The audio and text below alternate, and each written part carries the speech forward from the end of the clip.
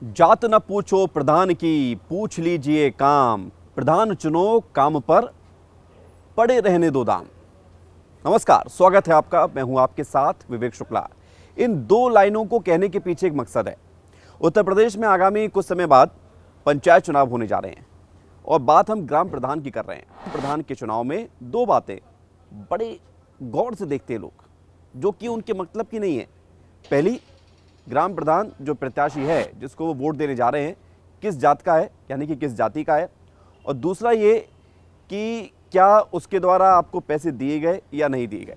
ये बड़ी मोटी बात है, अच्छी नहीं लगती, लेकिन ये बात सही मानी जाती है, क्योंकि कई बार ऐसे मामले सामने आते हैं जिनसे ये साबित होता है कि दाम और जाति, इनको ज़्यादा देखा जाता है ग्राम प्रधान में।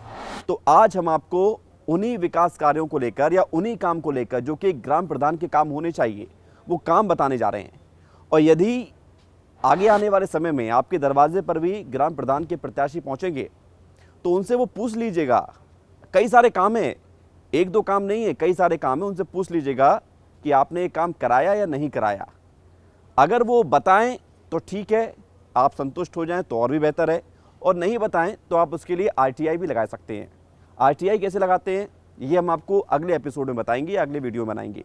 लेकिन आज आप ये जान लीजिए कि गांव के विकास के लिए काम कौन से महत्वपूर्ण हैं, जो कि आपको जानना बेहद ज़रूरी है।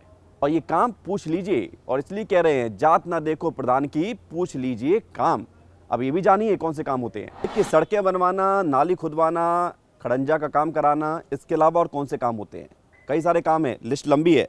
गाँव में पशुओं के पीने के पानी के लिए उचित व्यवस्था कराना, गांव में साफ सफाई की समुचित व्यवस्था कराना ताकि सड़क पर पशुओं का गोबर ना हो और सड़क पर गंदगी ना हो, ये भी देखना। और उससे पहले ज़रूरी है कि सड़क का निर्माण कराना। इसके अलावा सिंचाई के साधन की व्यवस्था करना, गांव में जो किसान हैं उनके लिए व्यवस्था करना। व्यवस्था करने से मतलब ये है कि यदि किसानों को नहर का पानी चाहिए तो उसके लिए आगे मांग रखना, और यदि कोशिश हो सके तो तालाब का निर्माण कराना। इसके अलावा गाँव में सार्वजनिक स्थानों पर बिजली का, रोशनी का इंतज़ाम करना ताकि वो लाइट्स लोगों को मददगार साबित हो सके, चलने में दिक्कत ना हो। दाह संस्कार या कब्रिस्तान का रखरखाव करना। सर्वधर्म के लोग रहते हैं गांव में, तो उनके लिए ये व्यवस्था होनी चाहिए ताकि वो अपने परिवार के लोगों की मृत्यु हो जाने पर भटके नहीं। गांव में प्राथमिक शिक्षा को बढ़ावा देना। जैसा कि हम बार बार कह रहे हैं कि गांव में यदि रोज़गार तभी बढ़ पाएगा जब बच्चे शिक्षित होंगे, गांव का युवा शिक्षित होगा। तो प्राथमिक शिक्षा सबसे ज़्यादा ज़रूरी है। बच्चे यदि स्कूल नहीं जा रहे हैं तो उन्हें राइट टू एजुकेशन के तहत बच्चों को स्कूल पहुंचाया जाए। स्वच्छता का अभियान को लगातार बरकरार रखना और इसको लोगों के लिए प्रेरित भी करना कि आपको अपने गाँव में स्वच्छ वातावरण बनाकर रखना है। इसके अलावा गरीब बच्चों के लिए मुफ्त में शिक्षा, गाँव में भाईचारे का माहौल बनाना, आंगनबाड़ी केंद्र को सुचारू रूप से चलाने में मदद करना ताकि कुपोषित बच्चे या ऐसे बच्चे जो शारीरिक रूप से कमज़ोर हैं, माताएं बहनें जो गर्भवती हैं, उनके लिए व्यवस्थाएं हो रही हैं नहीं हो रही हैं। सरकारी योजनाओं का लाभ अपने गाँव वालों को दिलवाना, ऐसे तमाम काम हैं। तो इसलिए हम बार बार कह रहे हैं कि सजग बनिए और प्रधान को चुनने से पहले सवाल ज़रूर पूछ लीजिए।